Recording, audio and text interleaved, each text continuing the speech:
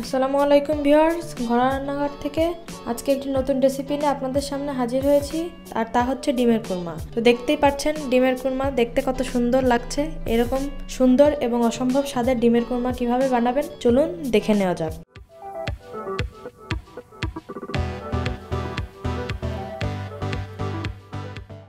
তেল গরম হয়ে গিয়েছে, আমরা ফার্স্টে গরম মশলা দিয়ে দিচ্ছি। এখন দিচ্ছি পেঁয়াজ কুচি। এগুলো একটু ভাজা ভাজা করে নিয়ে আমরা বাকি মশলা দিব।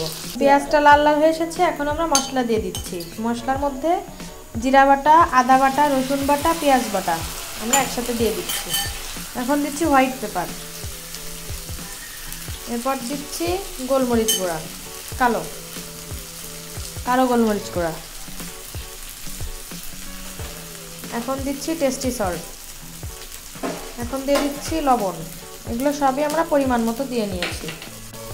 এখন আমরা ডিম দিয়ে দিচ্ছি, যেগুলো আমরা আগে থেকে সিদ্ধ করে নিয়েছিলাম। দিয়ে আমরা টক দই দিয়ে দিচ্ছি 3 টেবিল চামচ, বড় চামচের 3 চামচ। আমরা মরিচ ভেঙে রেখেছিলাম, সেই মরিচগুলো দিয়ে দিচ্ছি। এখন একটু মিষ্টি হওয়ার জন্য চিনি দিয়ে দিচ্ছি। যেহেতু কুরমা রান্না করছি সেহেতু চিনি দিতে হবে, কারণ কুরমা সাধারণত মিষ্টিই হয়। কুরমাতে চিনি দিলে টেস্ট আরও বেশি ভালো লাগবে এবং খেতেও ভালো লাগে। আমরা 3 মিনিট মতো চাল দিয়ে নিয়ে এখন পানি দিয়ে দিচ্ছি। যেহেতু চিনি দেওয়া আছে, পানির পরিমাণটা বেশি না দিলেও হয়, কিন্তু পানি দিলে ভালো হয়। মশলা এবং ঝোলটা একটু গাঢ় গাঢ় হয়ে আসবে, এই জন্য পানিটা দিয়ে আমরা আর কিছুক্ষণ রাখবো, রেখে নামিয়ে ফেলবো। আমাদের ডিমের কুরমা হয়ে গেছে, দেখুন দেখতে কি সুন্দর লাগছে।